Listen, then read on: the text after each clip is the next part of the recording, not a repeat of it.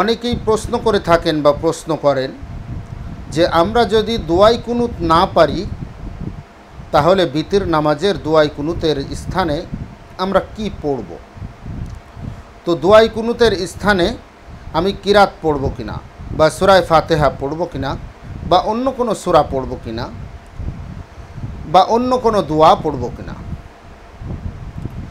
এখানে খেয়াল করে শোনা দরকার, জানা দরকার এবং বোঝা দরকার। এটার নামই হলো দোয়াই কুনুত। এখানে দোয়া করতেছি আল্লাহ তাআলার কাছে। তো আমি যদি দোয়াই কুনুত না পারি তাহলে ওখানে আমি অন্য কোনো দোয়া ব্যবহার করতে পারি। যেমন দোয়ায় মাসুরা আছে বা অন্য অন্য দোয়া আছে যেগুলো কোরআন হাদিসে পাওয়া যায়, এরকম ধরনের কোনো দোয়া আমি পড়তে পারি, এতে নামাজের কোনো ক্ষতি হবে না। কিন্তু দোয়াই কুনুতের জায়গায় আল্লাহ তাআলা আমাকে ওখানে দোয়া করার জন্য ফুরসত দিয়েছেন, তো সুযোগ করে দিয়েছেন আমি ওখানে দোয়া করতে পারি এবং দোয়াই কুনুতের দোয়া কবুল হয়। তো দোয়াই কুনুতের স্থানে আমি অন্য কোনো কিরাত পড়ব না বা সূরা ফাতিহাও পড়ব না, অন্য কোনো দোয়াও করব না বা বাংলায়ও দোয়া করব না। আমি শুধুমাত্র আরবিতে দোয়া করতে পারি। আর যদি আমি মোটে দোয়া নাই জানি তাহলে সুবহানাল্লাহ, আলহামদুলিল্লাহ, আল্লাহু আকবার এরকম 3 তাসবিহ পরিমাণ বা তার থেকে বেশি হলেও কোনো সমস্যা নেই। এরকম বেশি সময় আমি ওখানে চুপ করে থাকব। চুপ করে থেকে আমি বাদবাকি নামাজের যে আরকান আহকামগুলি আছে সেগুলিকে আমি যথাযথ নিয়মে পালন করব, আমার বিতের নামাজ হয়ে যাবে। কিন্তু আমি যদি ওখানে দোয়াই কুনুতের স্থানে অন্য কোনো সূরা কিরাত ব্যবহার করি তাহলে এটা ফুকাহায়ে কেরাম এর ভিতরে মতভেদ করেছেন। কেউ কেউ বলেছেন বিতির নামাজ হবে, কেউ কেউ বলেছেন বিতির নামাজ হবে না। তবে সর্বসম্মতিক্রমে বিতির নামাজ হয়ে যাবে, কিন্তু অন্য কোনো সূরা কিরাত ওখানে ব্যবহার না করা এটা শরীয়ত সম্মত হবে না। শরীয়ত সম্মত হলো অন্য কোনো দোয়া ব্যবহার করা যদি আমি দোয়াই কুনুত না পারি, অথবা ওখানে চুপ করে থাকা, একবারে মৌনতা অবলম্বন করা, আল্লাহ তাআলার দিকে মুতাওয়াজ্জহ হওয়া, আল্লাহ তাআলার দিকে ধ্যান দেওয়া, আল্লাহর বড়ত্ব মহত্ব নিয়ে চিন্তা করতে পারি, আল্লাহর বড়ত্ব মহত্ব নিয়ে চিন্তা করা, এরকমভাবে। কিন্তু ওখানে অন্য কোনো কিরাত বা অন্য কোনো সূরা কিরাত ওখানে ব্যবহার করা যাবে না। নামাজের প্রচলিত ভুলের মধ্যে আরেকটা আছে নামাজের নিয়ত করা। আমরা অনেকেই মনে করি তাকবীরে তাহরিমা বলা, মুখে তাকবীরে তাহরিমা বলা হলো বলা হয় আল্লাহু আকবার, এই শব্দটা বলা, এটা হলো তাকবীরে তাহরিমা।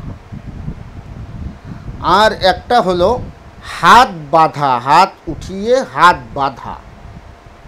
আমরা কেউ কেউ এই হাত বাঁধাকেই নিয়ত মনে করি। এই হাত বাঁধাটা নিয়ত নয়, তাকবীরে তাহরিমা বলাটাও নিয়ত নয়।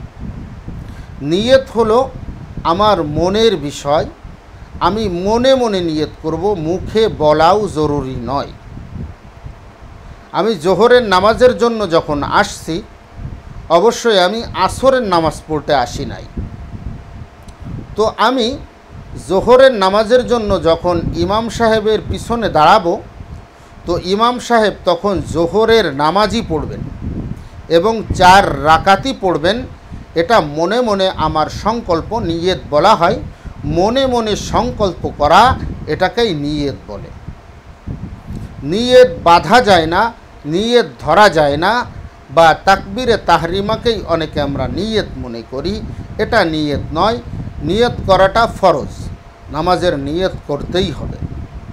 সুন্নাত নামাজ পড়ব না নফল নামাজ পড়ব, না ফরজ নামাজ পড়ব, না ওয়াজিব নামাজ পড়ব, না তাহাজ্জুদ পড়ব, না ইশরাক পড়ব, না আওয়াবিন পড়ব, এটার আমার নিয়ত করতে হবে। কিন্তু হ্যাঁ, নির্ধারিত সময় আছে, যে সময়তে আমি নিয়ত করতেছি, হয়তো আমি বলতেছি আল্লাহু আকবার, বা নিয়ত করছি মসজিদে আসছি, আমি মসজিদে আসছি জোহরের সময় জোহরের নামাজ পড়তে, জুমার দিনে আসছি জুমার নামাজ পড়ার জন্য, অন্য কোনো নামাজ পড়ার জন্য নয়। আমি ঈদের নামাজ পড়তে আসছি ঈদের নামাজ পড়ার জন্য, অন্য কোনো নামাজ পড়ার জন্য নয়। আমি সারা বছর কোনো দিন সকাল 7:30 8টার দিকে মসজিদে এলাম না বা ঈদগাহ ময়দানে এলাম না, শুধু 2 ঈদের দিন আসলাম। এখানে আমার নিয়তই হয়ে গেছে যে আমি আজকে ঈদের নামাজ পড়ার জন্য যাচ্ছি। এর জন্য ওই যে মনে মনে সংকল্প করছি বাড়ির থেকে আসার সময় যে আমার ঈদের নামাজ পড়তে যাচ্ছি, এটা ঈদের নামাজের নিয়ত হয়ে গেছে। আমি যখন জুমার নামাজ পড়ার জন্য বাড়ি থেকে বের হয়েছি তখন আমার নামাজের নিয়ত হয়ে গেছে। হ্যাঁ, তবে মন অনেক দিকে ছুটে যায়, মন পরিবর্তনশীল, মন এদিক সেদিকে চলে যাইতে পারে। বাড়ি থেকে নিয়ত করলে যে নিয়ত হবে না তা না, অবশ্যই নিয়ত হবে, কিন্তু আমি এখানে এসে হয়তো আমার নিয়তের কথা ভুলে গেছি। এর জন্য নামাজের আগে আমি আবার আল্লাহ তাআলার দিকে রুজু হই, মুতাওয়াজ্জু হয়ে আমি ওখানে আবার নতুন করে পাকাপোক্তভাবে আমার নিয়তটা করে নিই যে আমি এখন জোহরের নামাজে দাঁড়াচ্ছি, জোহরের ফরজ নামাজ বা জোহরের সুন্নাত নামাজ বা অন্য কোনো নফল নামাজ বা তাহিয়াতুল ওযু বা তাহিয়াতুল মসজিদ, এইভাবে নিয়ত করে নেওয়া। নিয়ত ছাড়া নামাজই হবে না, নিয়ত লাগবে। তবে আমাদের সমাজের ভিতরে এটার প্রচলন আছে যে আমরা শুধু হাত বাঁধাকেই নিয়ত মনে করি। এই হাত বাঁধাটাকেই আমরা কেউ নিয়ত মনে করব না। নিয়ত হলো মনের সংকল্প, এটা আমরা ভালো করে খেয়াল রাখব।